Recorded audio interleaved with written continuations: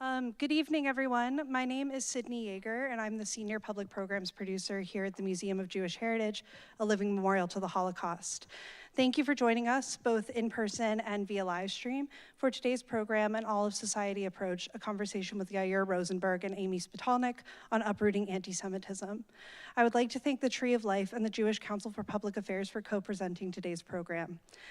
Please take a minute now to silence your cell phones and anything else that may make noise during the program. There will be an audience Q&A near the end of the program, and we ask that you write your questions down.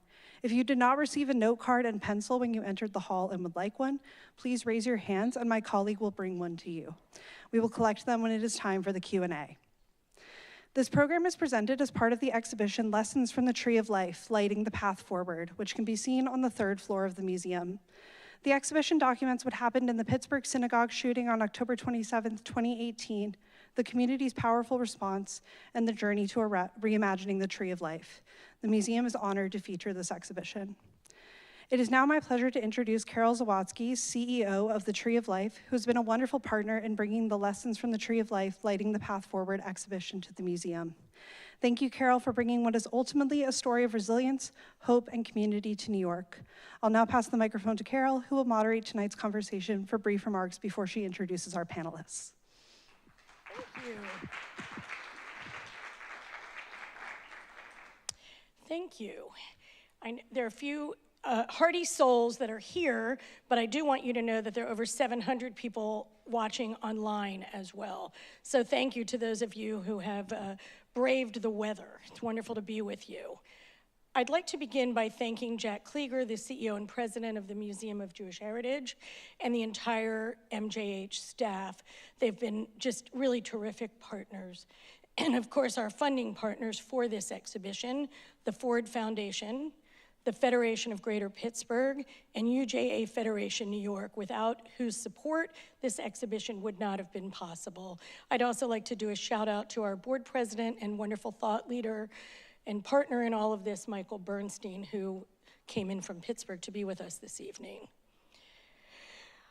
Before we begin tonight, I know that I'm not alone. My heart is here, but it's also someplace else. It's at Hostage Square. It's hoping that Rachel Goldberg Pullen's statement, "Let tape be tape," comes true for all of us in a few short hours. We are here today with the knowledge that the remaining hostages are expected to be reunited with their loved ones, and we pray for their healing, and we rejoice in their return, and we mourn with the families of those loved ones who are never coming home, and we hope that this is the beginning of a lasting peace.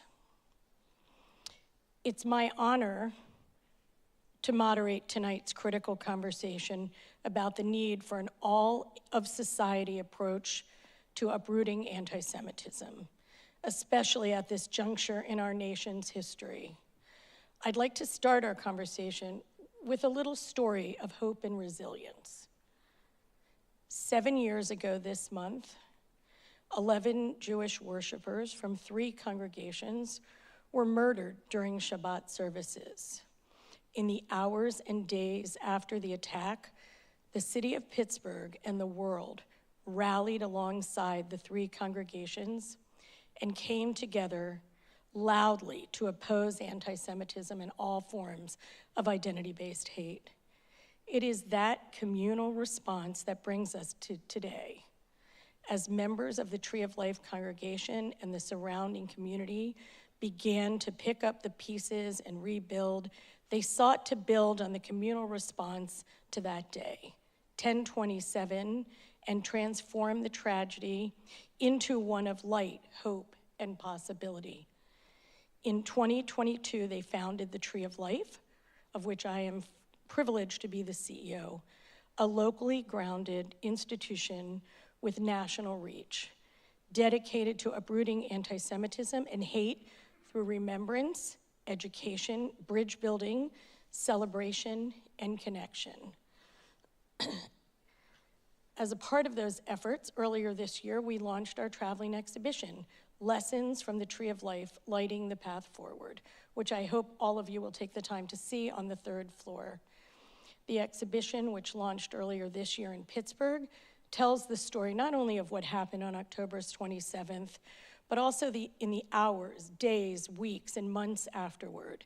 It's a story that remembers the rich, full lives of those taken and the wholeness of the community that came together to support one another and ultimately build something new. That drive to build something new leads us to today's conversation about imagining new ways to uproot anti-Semitism that build bridges across difference and reflect the solidarity felt in Pittsburgh 7 years ago. Tonight, we are really privileged to be able to hear from two incredible individuals, both of whom I admire greatly.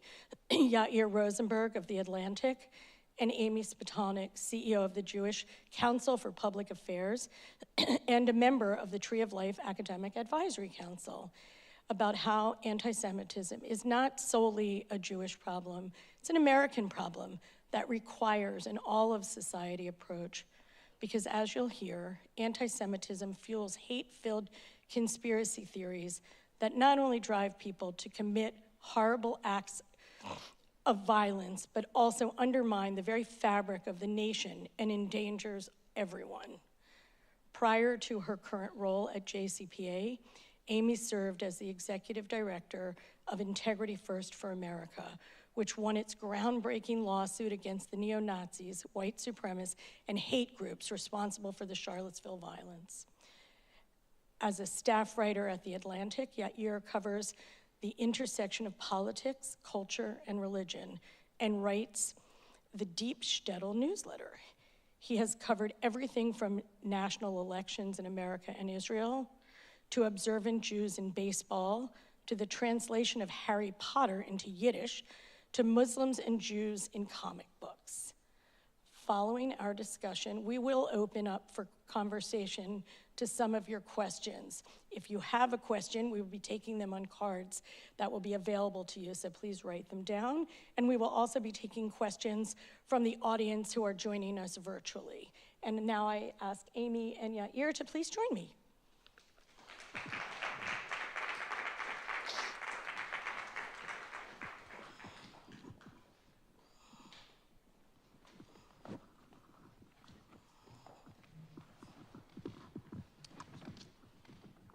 Okay, Amy, we're going to begin with you. In the past, you've discussed the inextricable link between Jewish safety and the safety of other communities. Perhaps you can start by sharing more about the trends you're seeing and what seems to be an increasing normalization of hate-fueled violence. Well, first, thank you so much for having me. It's such a pleasure to be here at the museum, which has been a fantastic partner in the work at JCPA and in my prior work in Charlottesville, and to be with you, Carole, and be a part of the Tree of Life community. It's been so meaningful. And so I'm just really grateful, and particularly for those who braved the nor'easter in New York to come out and the hundreds and hundreds watching online. It really feels in this moment like the hate and extremism is coming from all directions, certainly for the Jewish community, but I would also say more broadly as well. And it's important to understand that this didn't start on any particular date, but really has been building, I think, over the last decade in a way in which what once felt fringe about a decade ago has been wholly normalized and mainstreamed in our politics and our society in a way that has frankly almost desensitized us to what's happening in front of us. Particularly as it relates to anti-Semitism, I think it's important to understand the unique way that it operates and how it fuels and animates other forms of hate, and therefore is inextricable from these other forms of hate. Certainly, anti-Semitism is about hating Jews because of who we are, what we look like, how we pray or don't pray, what we eat or don't eat. But also, anti-Semitism operates as this insidious, pernicious conspiracy theory rooted in tropes and lies about Jewish control and power. And it's intended to pit the Jewish community against others, to sow distrust in our institutions, and ultimately to sow distrust in the very fabric of our democracy. And so as we've seen, it manifests over the last decade in particular. It doesn't just simply threaten Jews, but threatens so many communities. Charlottesville, right? Jews will not replace us. This very idea of a Jewish conspiracy to replace the white race, to replace the electorate, to bring immigrants up from the southern border. That very same conspiracy, of course, fueled the attack at Tree of Life, in Poway, in El Paso, targeting the Latino community, in Buffalo, targeting the Black community, in Christchurch, targeting the Muslim community. And we've seen these replacement and invasion lies wholly mainstreamed and normalized in our politics over the last decade in a way that, I mean, you just listen to what's coming out of Washington, we're effectively desensitized to it, as I mentioned. And of course, especially in the last 2 years, since October 7th, we've also seen similar conspiracy theories around Jewish or quote unquote Zionist control and power become so normalized in a way that ultimately also intends to pit the Jewish community against others, to divide us from the very spaces and coalitions in which we need to be in order to protect our democracy. And so it really feels like these threats are coming from all directions. The cycle of anti-Semitic, white supremacist violence that we've seen from Charlottesville to Pittsburgh to Poway and beyond, the post-October 7th rise on the left, including, of course, the firebombing of Governor Josh Shapiro's home on Passover, the Capitol Jewish Museum shooting, and the Boulder attack. And we're also in many ways being offered false choices on both ends of the political spectrum.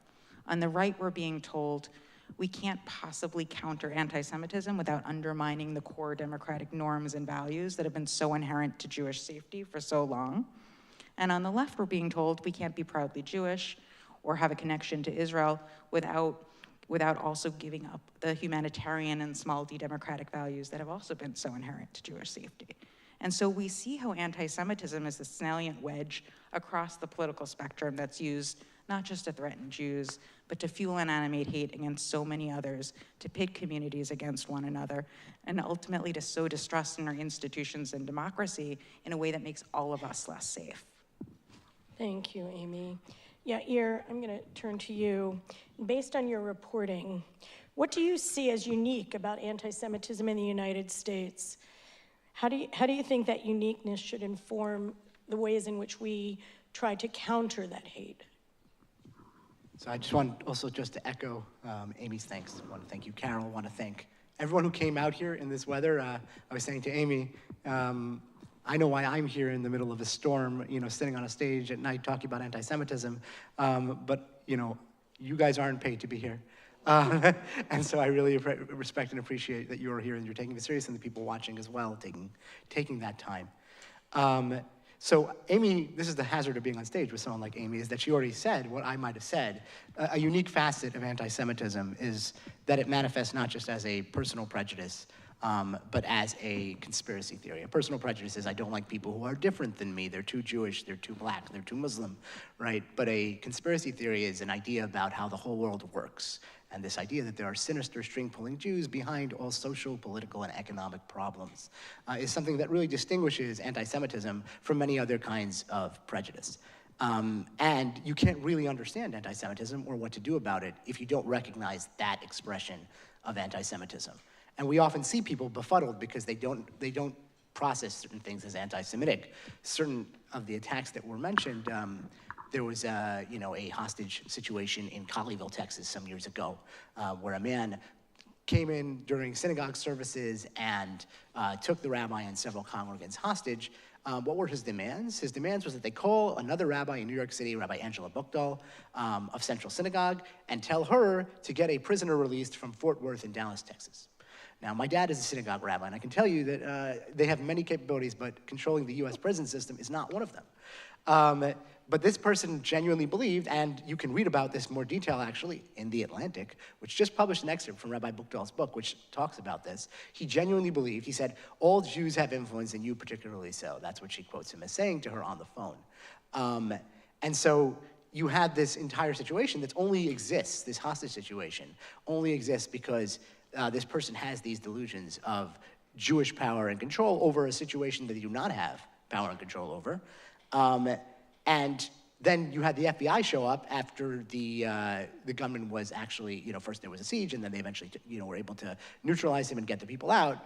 And the FBI person on the scene says, we're not sure if this is anti-Semitic, right?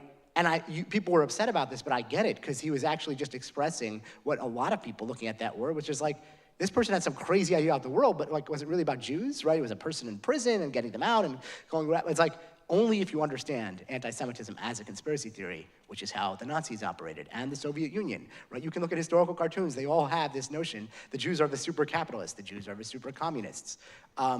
What they share is not their politics, what they share is this idea that the Jews are behind whatever they perceive as wrong in the world. And that's something that does happen to other groups at different times in history. It's happened to Mormons and some other groups. They're interesting cases. But it is a long through line of centuries of anti-Jewish invective.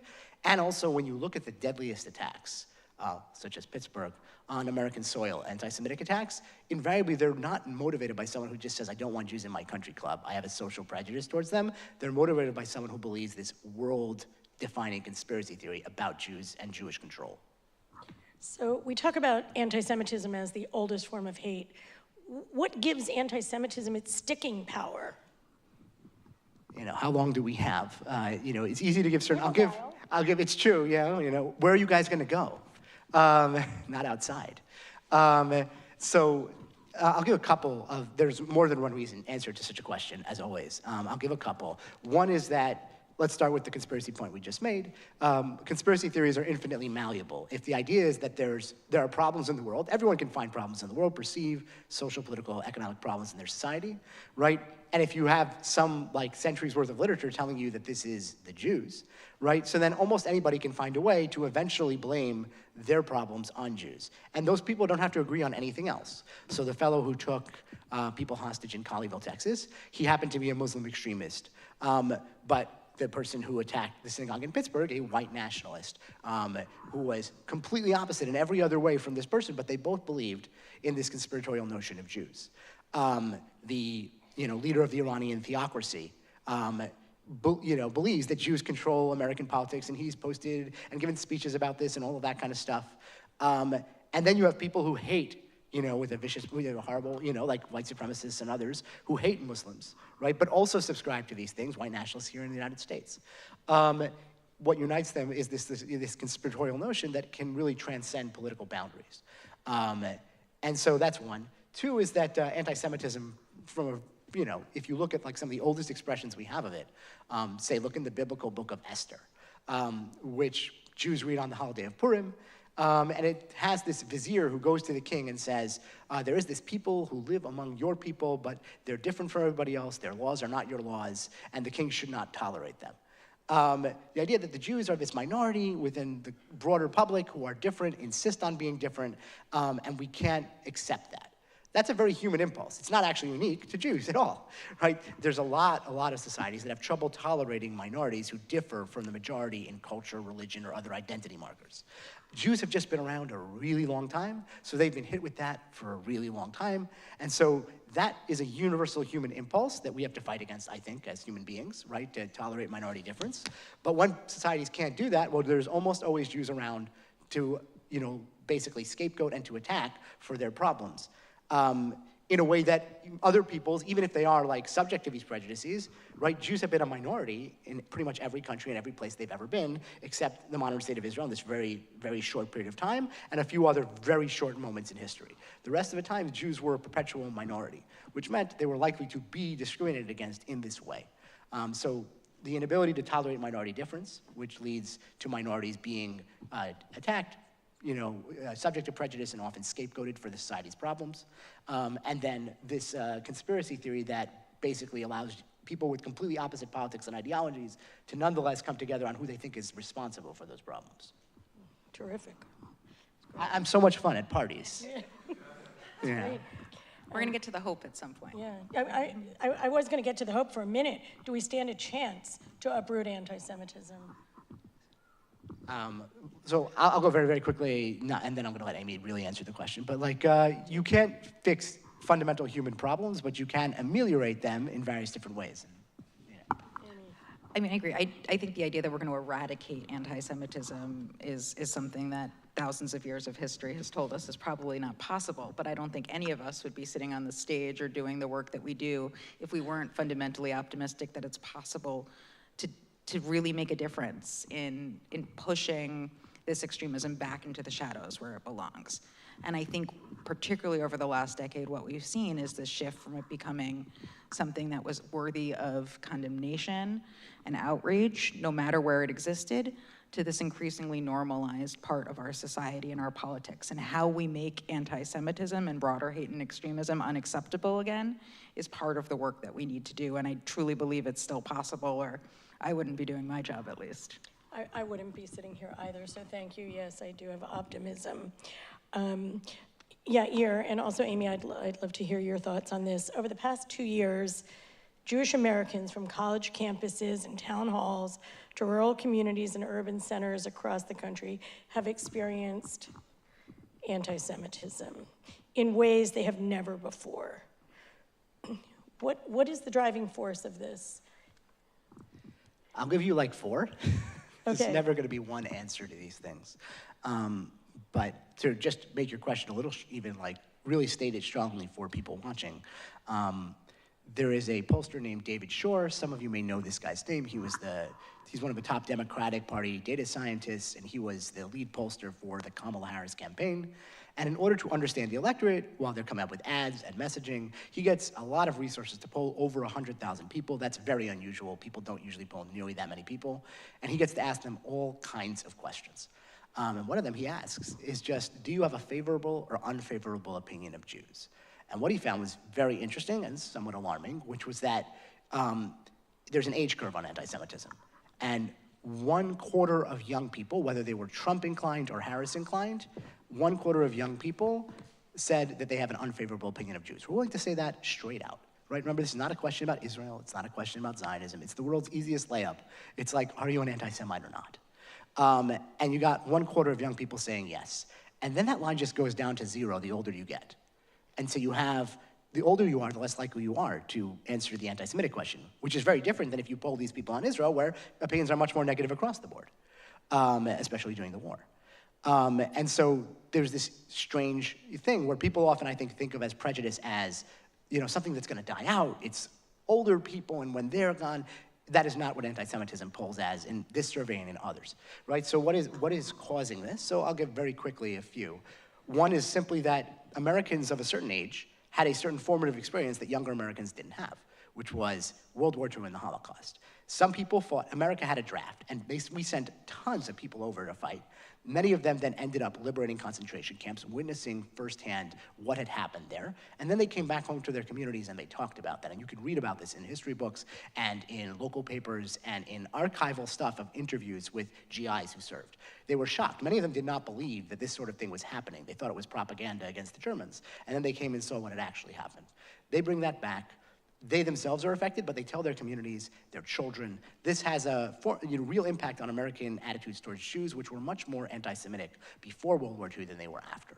To be American became to be against anti-Semitism, to have defeated the Nazis, right, to protect Jewish people, and also, in some cases, other types of minorities, depending on how that narrative was understood. The younger you are, the less likely you were ever exposed to any of that, right? And that's not an experience you can just replicate, nor should you want to. That's one. Two, we have the rise of populist politics in America starting around 2015, which happens in both parties. You have the hostile takeover of the Republican Party by Donald Trump, this outsider, and you have the Bernie Sanders campaign and the offshoots of all of that that continue to this day on the left. Now, these are not inherently illegitimate movements. These are populist responses to the failures of elites in these parties, in our society, in economics, in politics, in public health, in academia. You have people who have very legitimate grievances and saying our society has been poorly served by the people in charge who are supposed to run these things and do it well, and look at all these foreign wars that didn't work, right, and all of these other things that have gone wrong domestically, and so people rebel against that, right, and that's how you see that coming out in different ways on the left and on the right. But the thing about the populist critique is that it can have a healthy expression where people come into politics and they try to address those failures and where they come from. And they say there are people in charge and they're not doing a good job, we're gonna change some of that. Or they can be told there are people in charge and they're messing you over and they're the Jews, right? It's a hop, skip, and a jump away from centuries of propaganda saying, yeah, your narrative is right, you just need to know that the people who are doing it are the Jewish people. And so the rise of populist politics necessitates a rise in anti-Semitism in your politics. And it's something that anyone who engages in populist politics, especially those who seek to use it constructively, need to responsibly use. Two very quick other ones. This is my longest answer, but I think it's very important. The next one is the way we talk to each other and communicate with each other has changed dramatically. Namely, more and more people get their information and talk to each other on social media, as opposed to other forms and traditional media, especially young people. And again, we started with the survey saying that it is a young person's thing. Anti-Semitism is a growth industry among young people. Social media in a couple different ways incentivizes conspiracy theories, which we talked about is a really potent form of anti-Semitism. One is that social media is a giant cacophony, if you've ever been on any of these platforms, where you're competing with a ton of other people talking about the exact same thing at the same time. And the way you get attention is by being unique and standing out. So you could be funnier than somebody else, your cat could be cuter than other people's cats, right? Or you could be a reporter and you have a scoop that nobody has. You have information that no one else has. Now, it is a lot easier to have information that no one else has about breaking news if you just make it up. This is a secret, now I'm telling you, right? This is why you get a proliferation of conspiracy theories on social media, because you're advantaged in the algorithm. You have something unique that definitionally nobody else has because you just came up with it, right? So you have this platform that is basically serves to amplify something that was always in society, conspiracy theories about big events, calamities, tragedies, right? And then anti-Semitism is one of those conspiracy theories that's always been out there. Any tragedy that happened, somebody would find a way to pin it on Jews, but now you can do it in a viral fashion on platforms that privilege that kind of communication. And then two, social media platforms are algorithmically driven, they're numbers games. And this makes them really, really bad for minorities in general. That's not just Jews, it could be transgender people. Anyone with a small numerical footprint is going to be disadvantaged in a game where the algorithm decides what to give you based on how many likes and shares something gets, right? And there happen to be, say, millions and millions and millions, hundreds of millions of people around the world, forget the United States of America, who've never met a Jew, have negative opinions of Jews to the extent that they have them, and will share that kind of content. It used to be, perhaps, say your town had eradicated anti-Semitism and that wasn't an issue you had, you were fine, right? That's not an issue. That prejudice is just not one of the concerns you have to deal with. Now everyone has something in their pocket that plugs them into a global polling system run by algorithms where all the other people around the world who haven't eradicated this problem get a vote. Right? And so this is really bad for minorities and places that were more progressive on many other minority issues, right? Now they have all these other people engaged in that conversation. I don't think we've really processed what that means, because now you have to compete with all of that too. Finally, there's Israel, which I think you must discuss in these conversations, and to talk about it in a very straightforward way that no matter what your opinion on Israel is, I think everyone should be able to agree, Israel has become a hyper-polarized, extremely divisive issue in American politics, which if you go back 10, 20, 30 years, it was not. Historically, Israel, to the extent people thought about it in the polls, they had positive associations. And so you were not going to have like any sort of anti-Semitic stuff cohering around Israel in particular. But once Israel becomes a highly salient issue that's very divisive, well, you're going to get what I call, say, folk anti-Semitism, which is the same thing we saw after 9/11, which was folk Islamophobia, right? Anyone named Osama was in big trouble after 9/11, right? And lots of Muslims suffered from a lot of different kinds of prejudice and discrimination after 9/11 because some people just look and they see someone who looks in some way or shares an identity characteristic with people they are angry at in some geopolitical way, and they go and they attack those people nearby, and they take it out on them. And so sure enough, right, we are now seeing folk anti-Semitism as Israel becomes a more and more divisive issue due to events going on in Gaza. And not just Gaza, right, West Bank. Like, I report on all this stuff. We could have a whole separate conversation. Folk anti-Semitism is a lot harder to deal with, right? I can write a whole complicated article about the distinctions between anti-Zionism and anti-Semitism, and Amy will explain to so many people when criticism of Israel is or isn't anti-Semitic. The average person is not reading those articles. Right? The average person is saying, I'm a high school kid, I'm in school and I saw a kid with a Star of David or a yarmulke and I associate that with Jew, we associate that with Israel, and now I'm gonna bully him and beat him up, right? And that's a very normal human thing. It's not great, right? But it's how a lot of humans operate towards minority groups. And so as Israel has collapsed as a sort of generally positive issue, and now it becomes a divided issue in American society, you have many more people with very strong negative feelings towards Israel who then refract that onto American Jews. So those are 4 forces. I could have gone longer. I promise all my other answers will be shorter. No. But hopefully that gave you some food for thought. They don't need to be shorter, and I want to give Amy a chance to respond, and I have a follow-up for you, Yair, from that. Well, and I think what really underpins all 4 of those points that Yair made, which I wholly agree with, is we're living at a time of depolarization and of binaries. And an erosion of the sort of pluralistic norms that have been so inherent to, frankly, what drew my own family to this country when they survived the Holocaust, and what I think was so formative, at least for me, through most of my life, until I would say the last decade, where we've seen this increasingly normalized anti-Semitism and broader hate and extremism. And the data tends to back this up. If you look at studies from the University of Chicago and elsewhere, right? Belief in conspiracy theories is disproportionately tied to belief in anti-Semitism because of the ways in which they are so rooted in these zero-sum binary frameworks. We know that people who tend to harbor anti-Semitic beliefs and particularly buy into these conspiracy theories are also disproportionately likely to want to engage in political violence. And those numbers are even higher among young people and even higher among those who spend disproportionate time on social media.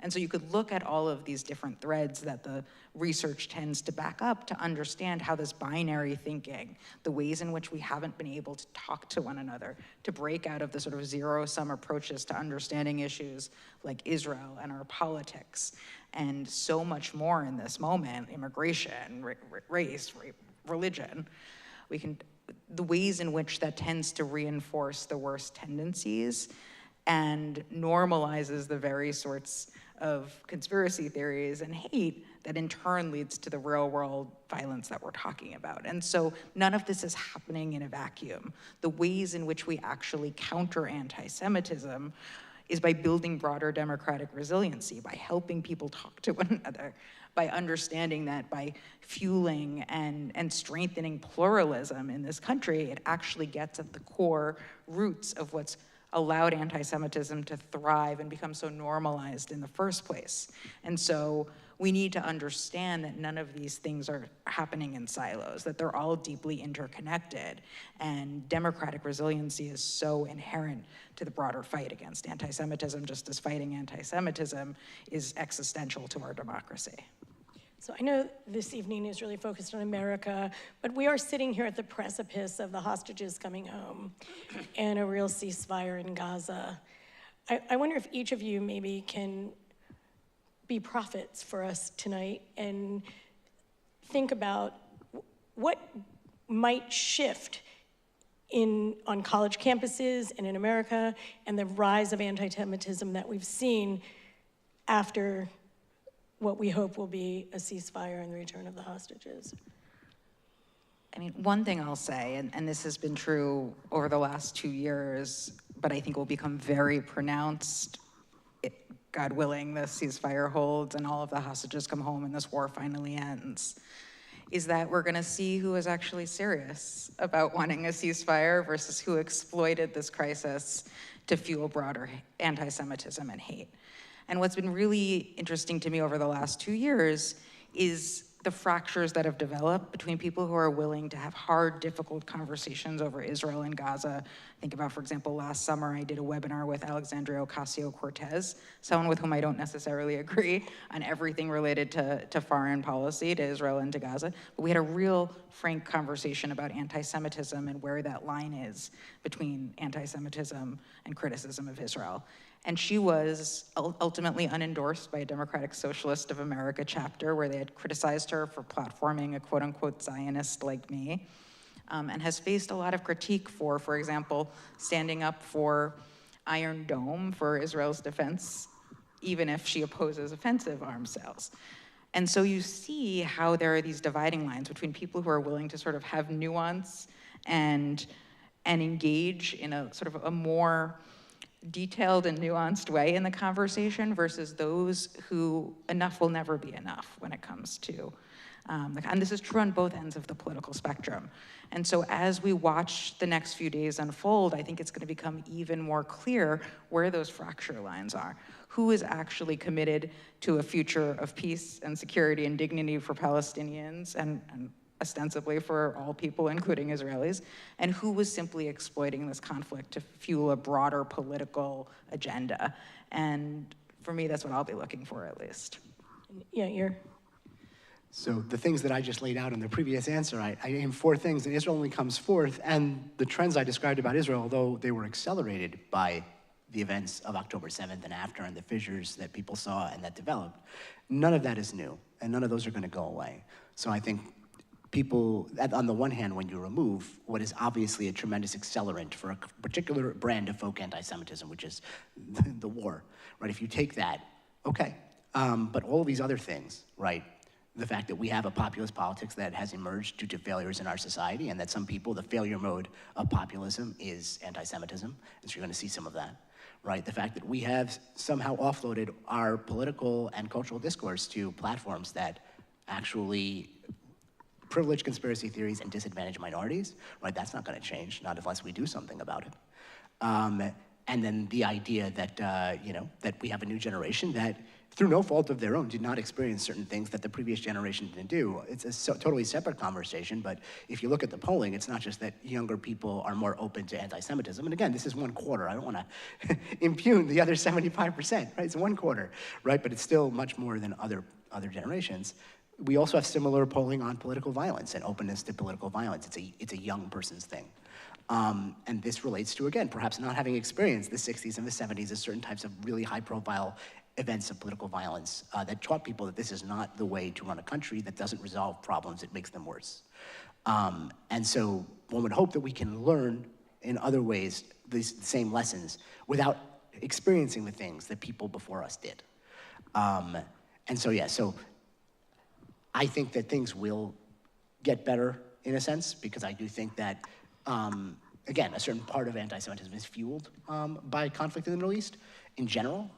But I also think it's like, did Islamophobia go away, after 9/11? These sorts of things take a very long time to work their way through societies, and there's a lot of forces at work in them that are not just those events. So we can have a little bit of hope.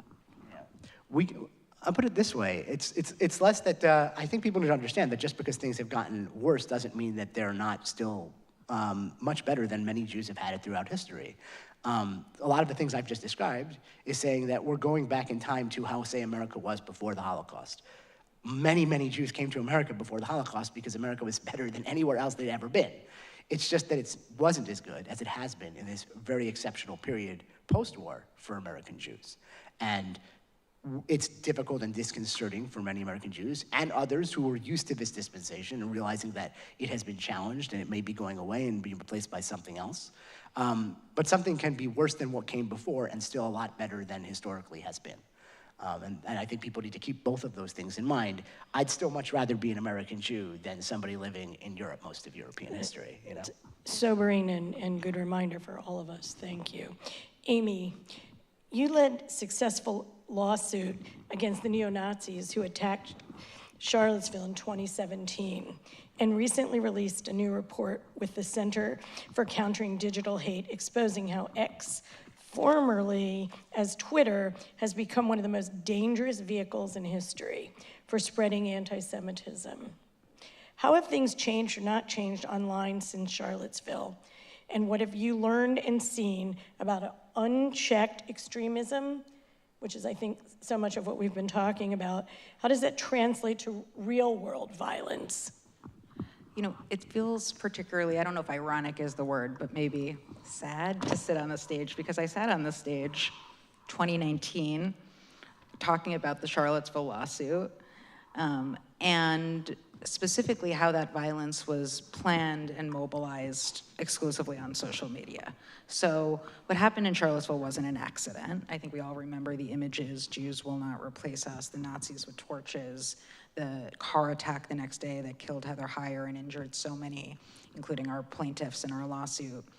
And all of that was planned deliberately on platforms like Discord, on Twitter, on Facebook, and the evidence from our Charlottesville case is still available online. It's on the Integrity First for America website. We kept the case archives live, even though IFA wound down, because we think it's so important for researchers and journalists and academics and others to actually see how this hate happened, that it didn't come out of nowhere, that it was planned and fueled on social media.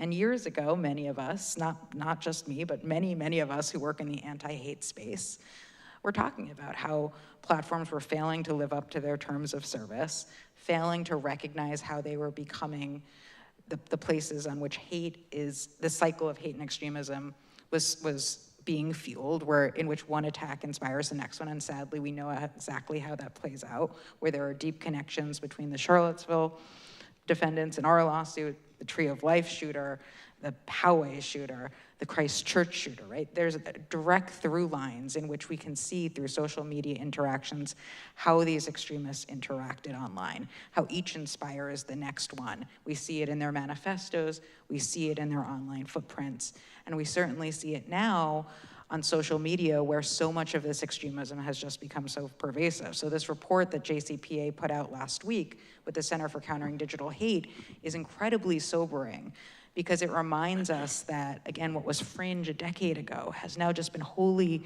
mainstreamed on platforms that many of us use, and again, are becoming desensitized to this. And so it talks, extensively about the ways in which hundreds and hundreds of thousands of social media posts on Twitter, for example, are just out there unchecked, full-on anti-Semitic posts about whether it's conspiracy theories like replacement theory and other conspiracy theories that we've been talking about, Holocaust denial, Jews being Satan, you name it. And the fact that like a tiny, tiny sliver of them have a community note attached to it, which is the tool Elon Musk claims Twitter uses, X uses, to fight back against hate and extremism. And in those cases, virtually none of those community notes were actually viewed anywhere close to the amount of time the original posts were viewed. And so we see firsthand how this extremism is just pumped out into this algorithmic ecosystem, to Yair's point earlier, in which it in turn is then fueled, right? We see this hate online and people want to respond to it. Responding to it in turn fuels the algorithm to further promote it. And so we're in this cycle. And so I'm not optimistic that social media platforms are actually going to live up to their terms of service, that we're going to have Section 230 reform, which is the federal policy that might hold social media companies accountable. Ultimately, this is a global problem that requires a global solution. But what I am optimistic about is that we can do better in our own communities, teaching and empowering not just young people, but frankly, all of us to be better and smarter consumers of social media. How do we teach media and digital literacy? How do we actually inoculate people against extremism and radicalization online? I think about my colleagues at the Polarization and Extremism Research and Innovation Lab at American University, DC, where they're doing fascinating research about how you actually prevent people from going down the rabbit hole of extremism online in the first place. But we can do this in our own communities, in our schools, through our civic community centers, through our synagogues and our faith institutions, through coaches and other caregivers in people's lives. How are we actually empowering people to be more discerning consumers of the news at a time when we know that social media platforms, and frankly, many traditional media platforms, are not living up to their obligations right now? So yeah, you write in a long format with The Atlantic. What do you see the social media, as Amy is suggesting, translating to violence in the real world? And how can we get people to read The Atlantic and not only get their information in sound bites? It would be nice if everyone read The Atlantic. We encourage everyone to subscribe, but I also don't expect people to. I think that it's important for people should be met where they are. I do think we have to ask ourselves about social media in general, and it's not just about anti-Semitism. Is it a net negative or positive for society right now? And if not, how would you change that? And I don't think anyone has really forcefully encouraged any of these companies to ask those questions. It's about how much money they can make us, right? And how much attention we can hijack. And I don't know if that's particularly healthy for societies. I don't know if politicians formed in those places are as good at solving problems as they are at drawing people's attention and grievances. So that's sort of, and a common thread about a bunch of the things we're discussing here is, although the topic is anti-Semitism and Jews, I don't think social media's victims are just Jews. There's a lot of people who have been victimized by social media in all sorts of ways. There's lots of adolescents who have a lot of mental health problems that come from the way these platforms have been designed to particularly handle their attention spans and to appeal to them and to teach them certain things about life and to how they should relate to their screens and these devices. When we're talking about populist politics being perverted to go after, various other scapegoated groups rather than solving the problems, the victims of those are ultimately the people who the populists get to go and follow them when they don't deliver on, their promises and when they don't try to address the real sources of the problems. So all of these things are fundamental societal problems, downstream of which you have some anti-Semitic consequences. But the consequences are for many other people, and that's true of anti-Semitism in general. Societies that buy into anti-Semitic conspiracy theories tend to destroy themselves over time. Nazi Germany chased away some of the best scientists in the world, like Albert Einstein, because they were Jews. There was literally a movement against Jewish scientists deriding their work as jüdische Physik, as opposed to proper Deutsche Physik, right? And this was bizarre and crazy, because science is science, no matter who came up with it. But the conspiracy theory about Jews was able to basically hobble the Nazi war effort, because they were so enraptured with this, nonsensical notion of Jewish power control and untrustworthiness. There are academic studies that show that places in Europe that expelled their Jews, to this day, have, like, say, lower investment in the stock market and lower GDPs and worse economic situations, because those people absorbed a bunch of conspiracy theories about, say, Jewish control of the economy, and thus don't want to invest in the stock market, which is actually a great place to help make and grow your wealth. And so places that believe these things end up hurting themselves. And so all of these things, like when I talk about these things, they hurt Jews, but they hurt everybody else, and they hurt all of us. And the question is, what are we going to collectively do about it? And like, there are different approaches, right? There are approaches that say we should, find ways to counter message on social media. We should moderate. And then there are places that say we should just try not to use social media, or we should try to restrict, when we use phones in schools or in other places. There are people trying not to use phones on weekends, right? All sorts of different types of ways of thinking about these questions. And I think we should be having those conversations, because they're not really just Jewish questions, they're an everything question. They're not just Jewish questions, they are all of society. And I'd like to ask if maybe each of you can address, what would an all-in, all of society encompassing solution what might that look like? This is just Amy does this as her job. So you have to hear Amy. I think you have some thoughts too. Look, I mean, it's sort of where we started this conversation in many ways. There's no Jewish safety without inclusive democracy, and there's no inclusive democracy without Jewish safety.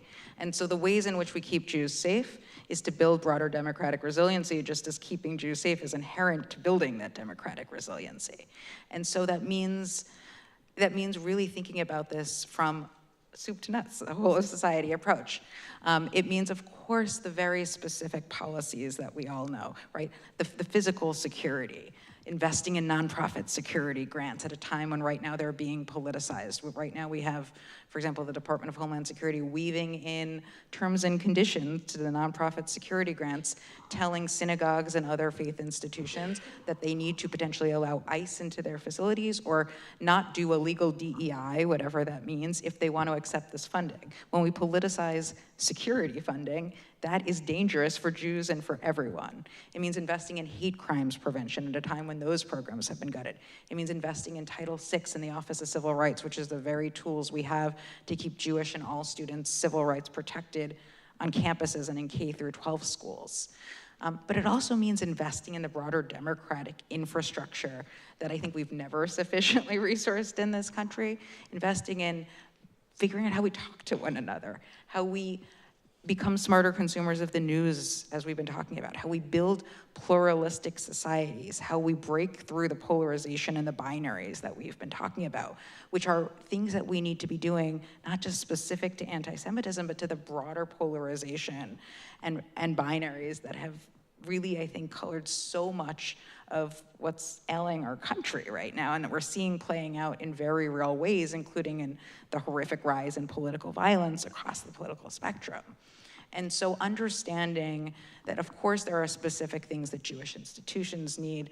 Anti-Semitism operates uniquely, and we need to understand it as such, and we need to understand it as central to protecting our broader society and all communities and our democracy, but so too is making sure that each and every community is safe and our democracy protected, inherent to Jewish safety. And this is so important right now at a time when we're being offered these false choices. The way to keep Jews safe isn't to gut academic research funding, it isn't to strip due process rights, cancer research, Alzheimer's, fundamental civil liberties. It's not to attack academic freedom. It's actually to invest in those rights. It's to protect these core norms and values that has made the United States the best place for the Jewish community, I think I would argue probably throughout our history is what again drew my own family here after surviving the unthinkable only 80 years ago. And it's what until fairly recently I think made me feel so grateful and lucky, and frankly still feel grateful and lucky to be an American Jew.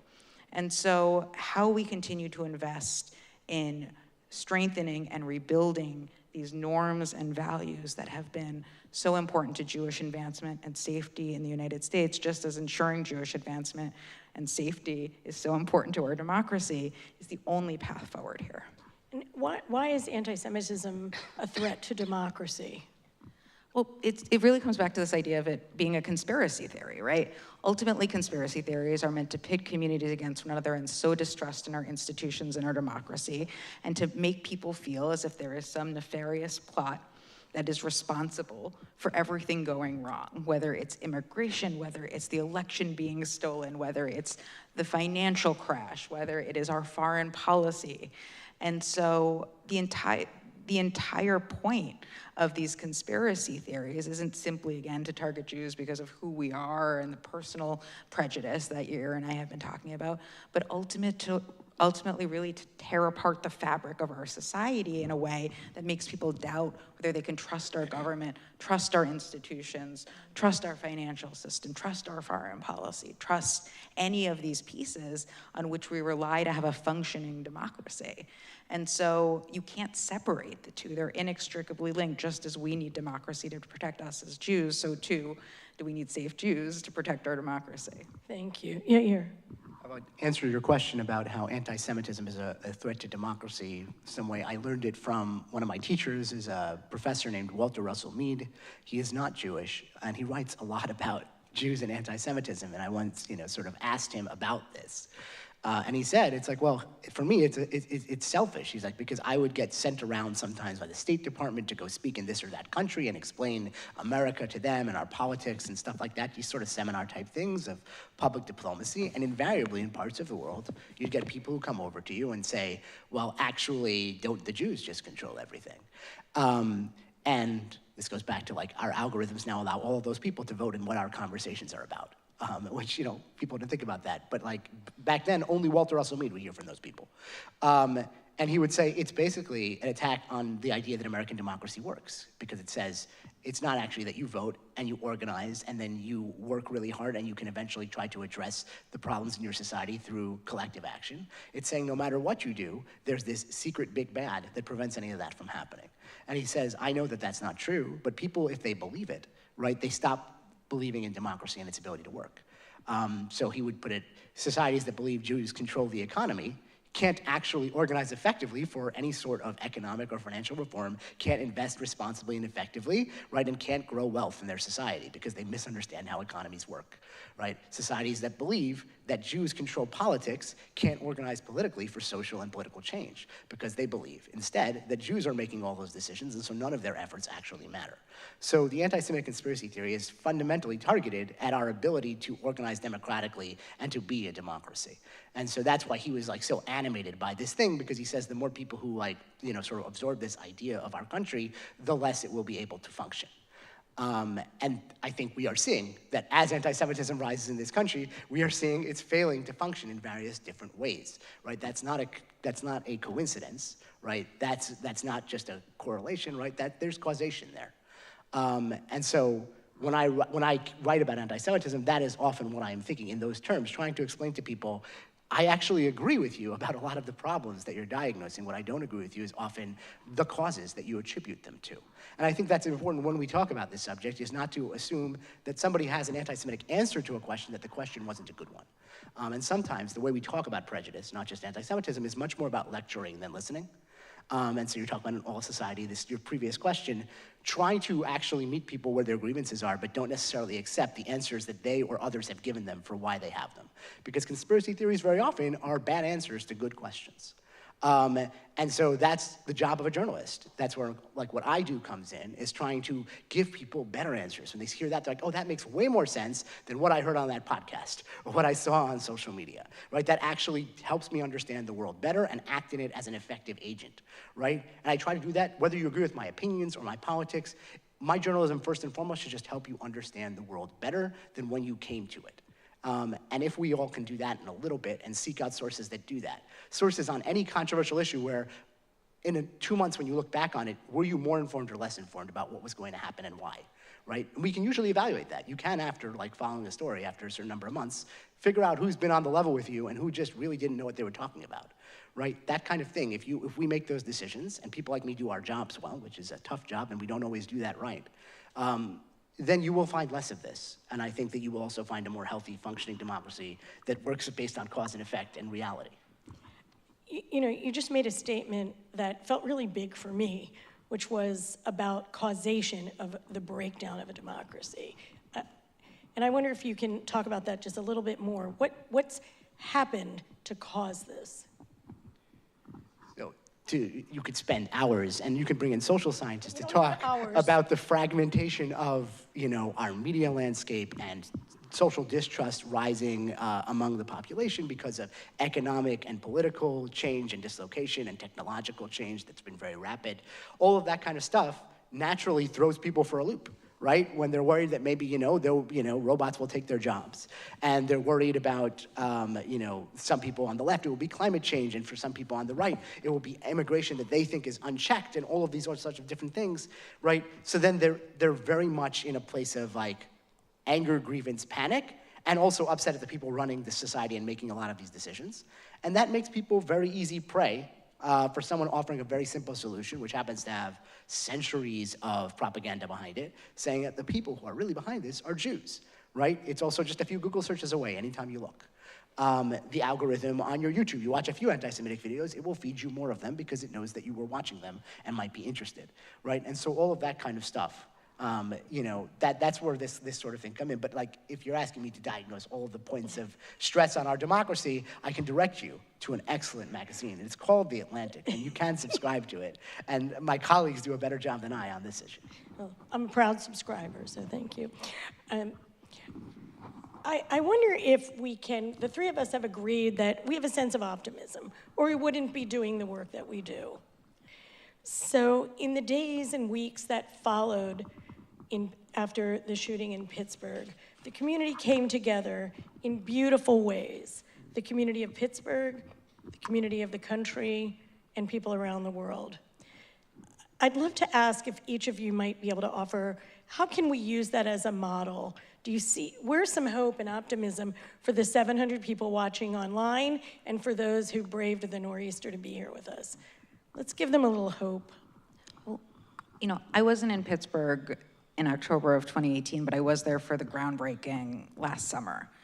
And for me, what I saw at that groundbreaking, I think, was a manifestation of the broader trends we saw in the Pittsburgh community in the aftermath of the attack, which was that the Pittsburgh community didn't see this as an attack on the Jewish community, they saw it as an attack on the Pittsburgh community.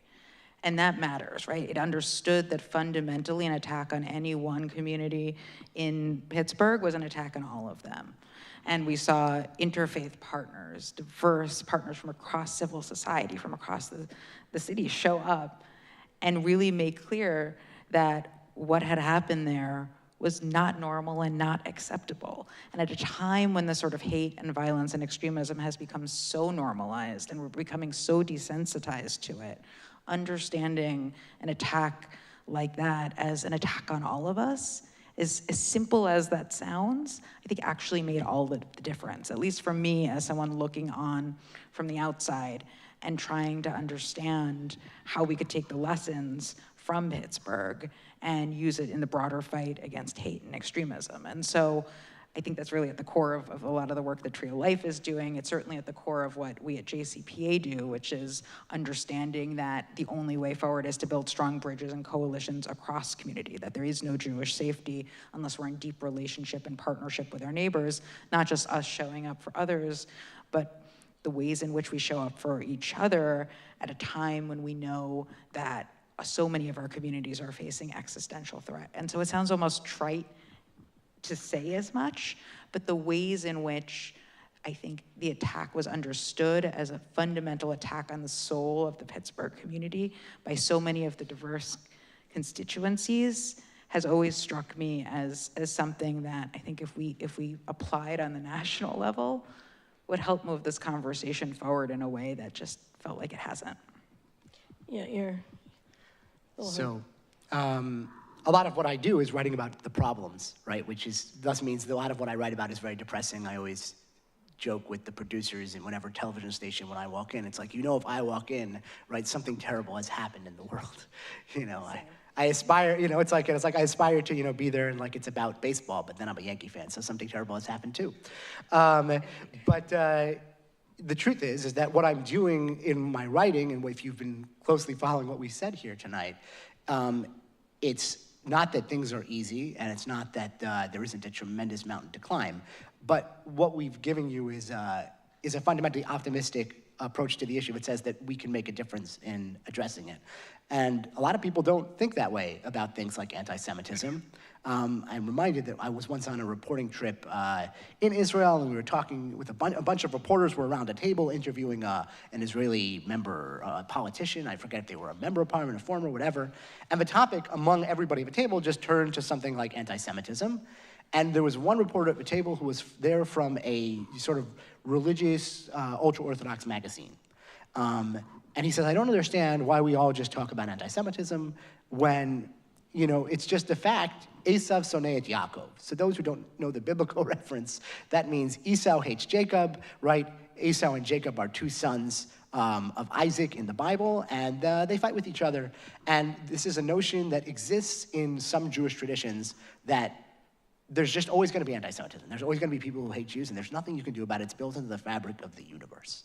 And so what is there to discuss, right? The whole panel didn't need to happen.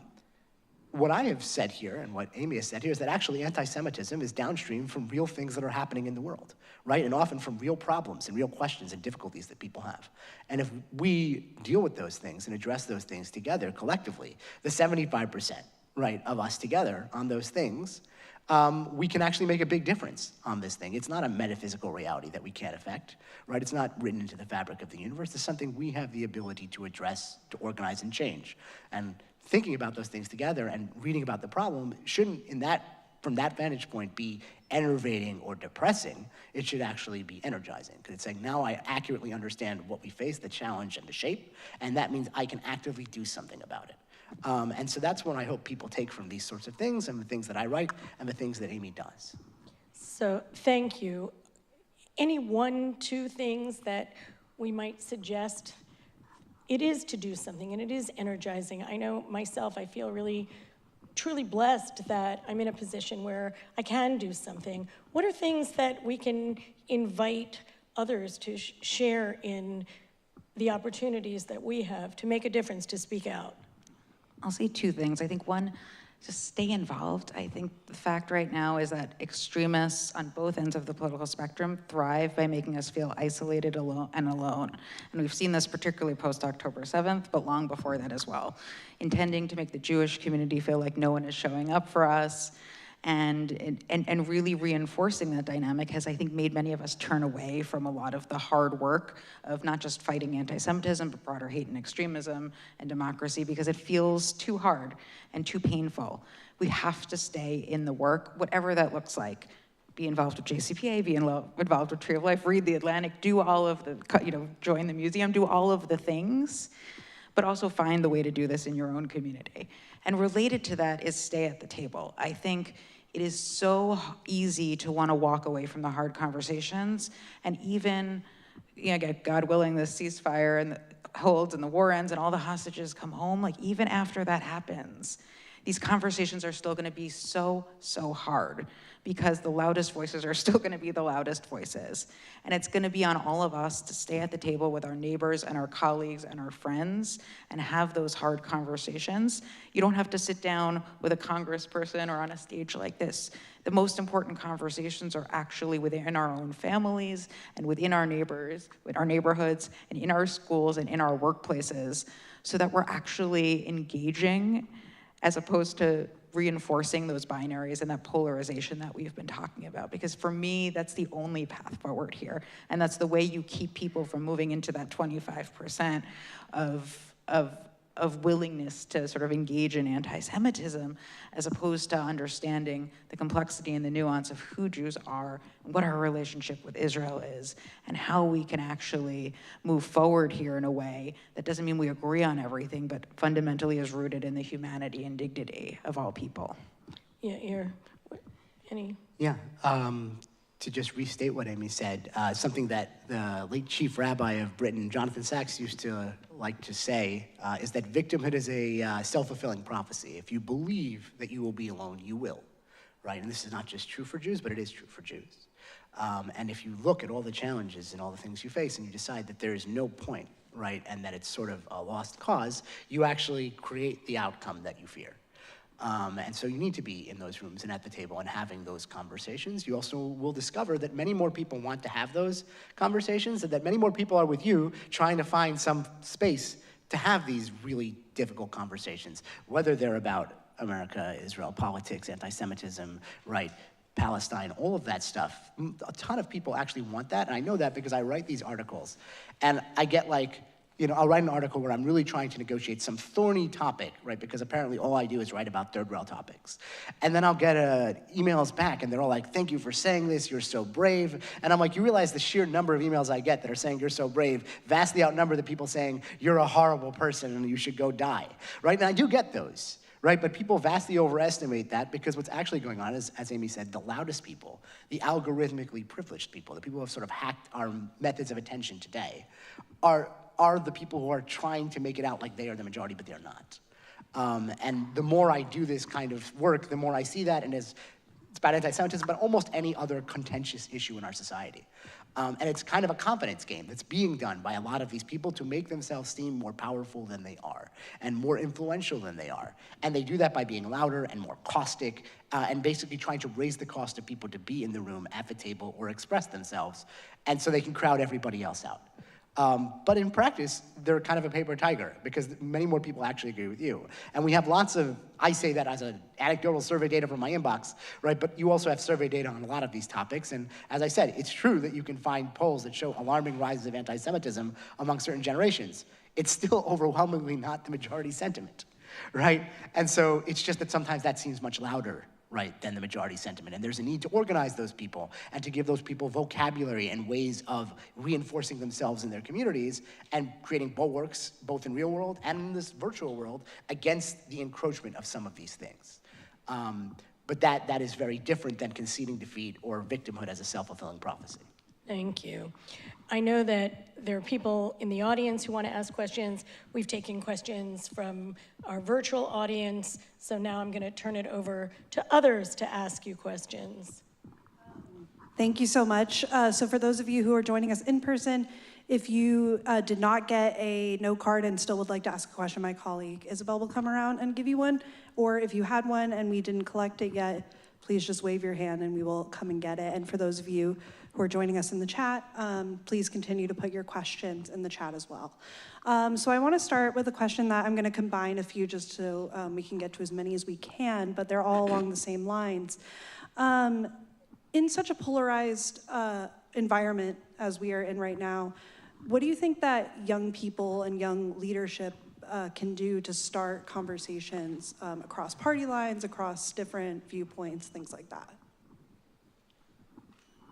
I might take, I don't know, a speaker's prerogative and actually flip this for a second, which is how can we, and I say this recognizing I am, you know, I'm somewhere in between the young people and the not young people, and how can we actually understand the world in which many young people are perceiving what's happening? And I think a lot about my own formative experience with Israel, for example, using Israel as the example. For me, the Second Intifada was how I understood Israel. Israel was under real threat for a significant period of my life. Bus bombings, pizzeria bombings. I lived in Jerusalem. I studied at Hebrew University a few years after the Intifada and walked past the memorial for the bombing there every single day. And for me, that's how I understood Israel, as a place that faced real existential threat. And I knew in Israel where, you know, Rabin and others were leaders, and not just Bibi Netanyahu, however you feel about him, right? For younger people today, that's the only Israel that they know. this one that has not, except for October 7th, not faced real existential threat, that has largely been led by Netanyahu, which is polarizing for many young people, again, however folks feel about him. And so I think we need to understand the fact that we're all coming at this from different worldviews and perceptions. So to Yair's point about older generations having a memory of the Second World War and of the Holocaust that younger people don't have.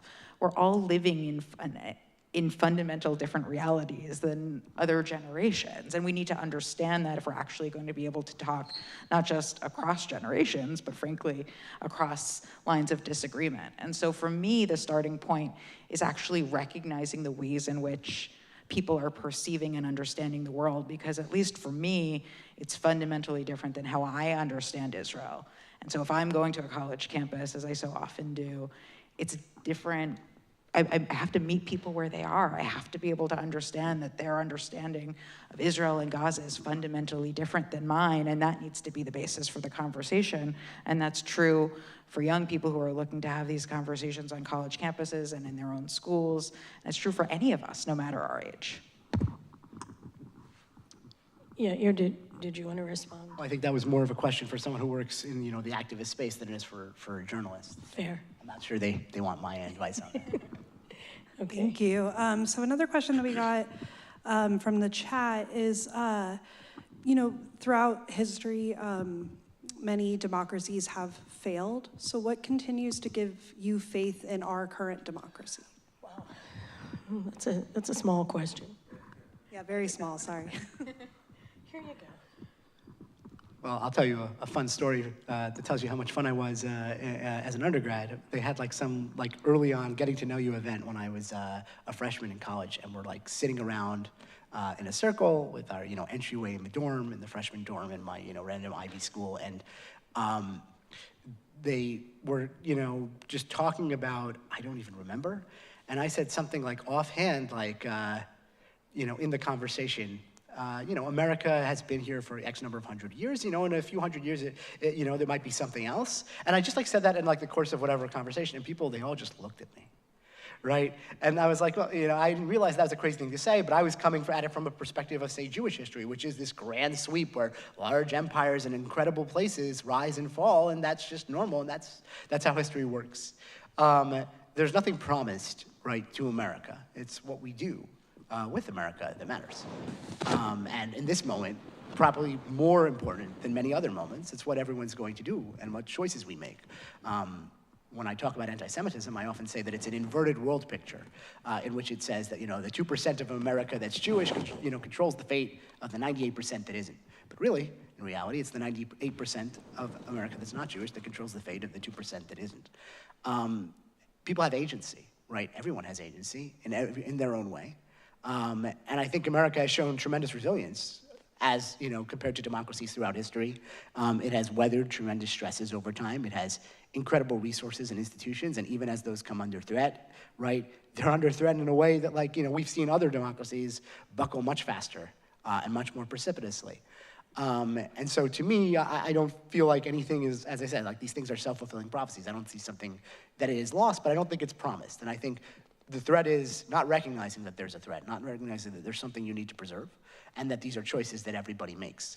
And I think there are people who have conservative politics who understand that, and people who have liberal politics. I think when Charlie Kirk got shot, I think a lot of people looked at that and said, people who hated everything Charlie Kirk stood for and everything that he said, but they said, we can't live in a country where we shoot people over those things, right? Because then there is no end to that escalation spiral. And people understood that, and that didn't require them to accede to anything that Charlie Kirk had argued in the public square, right? And we should be able to hold those two things, right? And that should be true no matter what your politics are. You should be able to hold certain basic principles that keep a democracy going and say that that's how we can have those arguments in the first place. And be able to, engage on, because we're talking about anti-Semitism. We didn't do Israel-Palestine here, but people have to be able to have these incredibly hard conversations and say harsh things about each other. And that can still happen in a democracy when you start advocating violence, right, or acting in a violent way. And some of the attacks that Amy mentioned, right, on Jews in America that have happened, right, that's different, that's anti-democratic, right? It's not anti-democratic to say something that might really, really upset someone in one direction or another on this conflict. You know, it could be morally wrong, you know, but it's not. That's what, you know, democracy is how we sort these things out. And so, you know, so that to me, it's like, it's knowing that this isn't promised to you and that you have to make hard choices a lot and you have to tolerate some things that are difficult for you, and make space for those things, but because the other alternative is not better, right? It's seductive. It's the idea that perhaps I can get enough power that I can shut down everyone who I don't like and everyone I disagree with, right? But inevitably, somebody else will have that power. You know, just to add, I think it begins, Amy, as you said in your remarks, around our dining room tables and with our families, where we share perhaps dramatically different opinions, but we have to be able to listen, to hear, and to be respectful of those opinions and model what we hope a democracy can look like. And to not become complacent either, I think to Yair's point, right? As I said earlier, the goal of extremists is to make us feel isolated and alone and to make us feel powerless. And these are still a small minority who are disproportionately loud and have disproportionate oxygen right now. And so to remember that we are not powerless and that there are things in each and every one of our lives that we can do, and that, again, the goal of these extremists is to really make us feel like there is nothing that we can do. And it's when we become complacent like that, that democracies actually do fall. Thank you. So another question that we got that's kind of going all the way back to the beginning of the conversation is, can you expand upon how anti-Semitism feeds into other forms of hate? So, yeah, I mean, Charlottesville in so many ways is a perfect encapsulation of this, but Pittsburgh and Poway and El Paso and Buffalo, right? Thinking about how, for example, the anti-Semitic conspiracy theories at the core of these attacks, this idea that there is a Jewish conspiracy to replace the white race, is ultimately inextricably linked with other forms of hate. So many of our colleagues have written beautifully about this. Eric Ward, who serves on the Academic Advisory Council with me, his essay Skin in the Game is a fantastic summary of this, and he spoke to this at the groundbreaking last summer as well. The ways in which white nationalism is fundamentally rooted in this anti-Semitic idea that fuels and animates other forms of hate, because there needs to be some sort of power, some sort of cabal, some sort of conspiracy that is responsible for the advancement of other communities that extremists believe are not capable of advancement of their own, whether it's the Black community, whether it's immigrants and Latinos, whether it's women or others. And so ultimately at the core of these conspiracy theories is the idea that Jews are controlling other populations, controlling other communities. Never mind the fact that our own community is deeply diverse, and there are Jews of color and immigrant Jews and women Jews and LGBTQ Jews.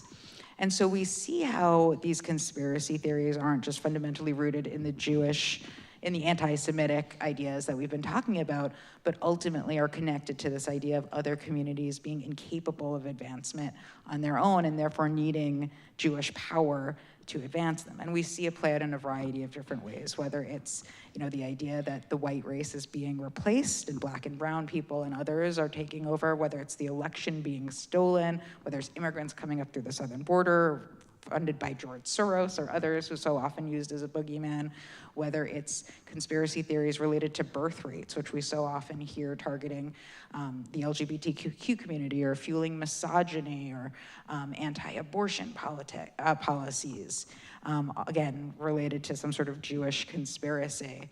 I just did my friend Cynthia Miller Idris's podcast about her new book, Man Up, about misogynistic extremism, and we did a podcast on the intersection of misogyny and anti-Semitism. And I went back and I read some of the Charlottesville evidence, and I was reminded that in the sort of style guide that the Nazis in Charlottesville used, they specifically talk about how, of course, you know, use all of these horrible misogynistic terms to describe women, but never forget that at the end of the day, the most important enemy is the Jew. And so you see how at the core of all of this hate, it always comes back to this animating anti-Semitism, and so too are these other forms of hate used to underscore that anti-Semitism, because Jews need to be the one controlling these other populations. And so we're in this feedback loop, and you can't sufficiently counter anti-Semitism without countering any of the other forms of hate it fuels and animates. And so too can we not counter white nationalism, racism, xenophobia, anti-LGBTQ hate, misogyny, Islamophobia, any of these other forms of hate, without understanding and countering the anti-Semitic conspiracy theories that so often underpin it. Thank you. So another question that we got that I'm going to combine a couple of different ones. What role do you think that education plays in combating anti-Semitism? So given that I write about it, I must believe on some level, right, that what I write matters. And I do think that educating people about Jews, about anti-Semitism, about how the world actually works, in its way affects, right, people's susceptibility to anti-Semitism. I do think that education can be overrated. And I'm glad this question was asked, because I think sometimes we over-index on education as a solution to prejudice as opposed to experience. And if you look at a lot of research on how different types of societal bigotries are overcome or reduced, you see what they call the contact hypothesis, the idea that people who encounter members of the targeted population, the subject of bigotry, often in like close settings with real, substantive contact, not just incidental, right? They're members of their family or their friends or in their community. That reduces their prejudice level, their susceptibility to prejudice against those kinds of people. This was most famously studied when it comes to LGBT people. But it's also true about Jews. And sometimes people think if we only had the perfect curricula, or if I only wrote the perfect article, right, we would solve this thing. But actually what people need, and what we talked about, like seeing World War II and the Holocaust, is people need experiences. They need to meet real people. And there are versions of countering anti-Semitism that exist today that are focused on experience, not just education. And I'm thinking of a program that different JCCs do that was originally called Student to Student. And the concept is that they take kids in upper elementary school, high school, and they train them to go out into other schools in their area that have no Jewish students and tell their Jewish story. And these are Jews with all different backgrounds, right? Some are religious, some are not, right? Different denominations, different beliefs, but they tell their version of that story, and then they just take any question you ask. No question too weird, no question too uncomfortable, just ask. And then they survey the schools and find out what the impact was. And this enables these people who otherwise would not be exposed to real Jews, and all they would know about Jews is what they read on the internet and see on TV, and that strikes me as a bad way to learn about any group of people. And instead they get it from someone real, a real source of somebody. And like that matters. And like that's why it's been scaled up, and you have more and more Jewish communities trying to do this thing where people actually meet Jews who otherwise wouldn't, because Jews are a tiny, tiny fraction of the American population. Most people, by any fault of their own, will never meet a Jewish person. And so this is something that can be addressed in different ways. And I do think that it matters, and it matters to every Jewish person who happens to interact with non-Jewish people. They're like, what can I do, right? Talk to me, and they're like, I'm not a journalist. I don't have, readers or social media followers or whatever. I don't run a big activist organization or a museum. What is it that I really can do in the face of this big, giant thing? And the answer is actually, no, you can do a tremendous amount just by being you as a normal human being who is open about being Jewish to their colleagues.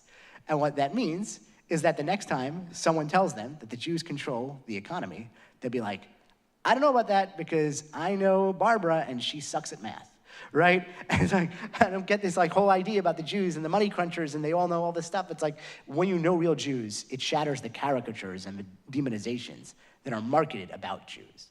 And so I think that education matters. But I think that when people are thinking, what should I be trying to invest in and be involved with, experience matters as much or more. And I was like, Student to Student started in St. Louis by my colleague at JCPA, Rory, so shout out to them. And I will say, I wholly agree with that. And I will say, I recognize I'm saying this in this museum, we also need to think about what type of education we're talking about. So Holocaust education matters deeply. Of course, I say this as the grandkid of Holocaust survivors, but it needs to go hand in hand with teaching about who Jews are today, both through the experiential work that Yair just described and through curricula as well, where the experiential work isn't scalable or possible in the same way. And so we at JCPA are involved in a variety of efforts, including with the Weitzman in Philadelphia, the Weitzman Museum in Philadelphia and others, that are about not just teaching the Holocaust, which is so important, but also the Holocaust itself makes it harder for people to understand anti-Semitism and Jews today because it effectively exceptionalizes anti-Semitism. God willing, we'll never experience anything as terrible as that again. And therefore, it's harder to understand anti-Semitism and who Jews are today if we're only understanding it in the context of what happened 80 years ago. And so teaching who Jews are today, both through the experiential and education opportunities we have is so, so important because it's the only way people will actually be able to understand what anti-Semitism looks like today and who Jews are today. I think what I'm hearing both of you say is teaching about anti-Semitism, while it's clearly very important, it's equally as important to teach about what Judaism is, and that we never allow people to understand who Jews are through the lens of our haters. And who Jews are as people, right? Because like the diversity of our community particularly, we talk about, what's happening on college campuses and the conversations around colonialism and right, all of these big words that are being used to describe the Jewish community or the Jewish people.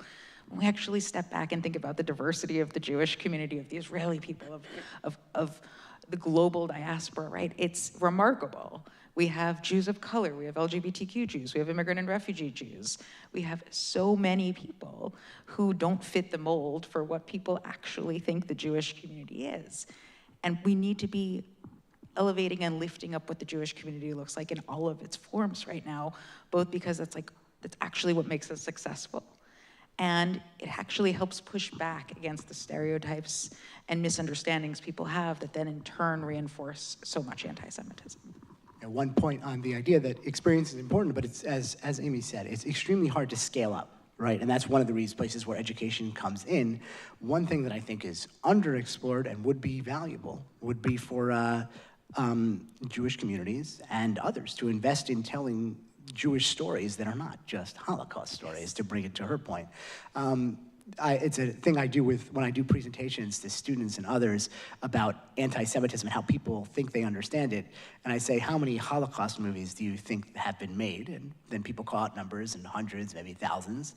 And then I give them the Wikipedia page for Holocaust movies. And I just keep clicking the slide thing for like a minute, because it just keeps going and going and going. And then I say, okay, how many movies do you think have been made about anti-Semitism that wasn't the Holocaust?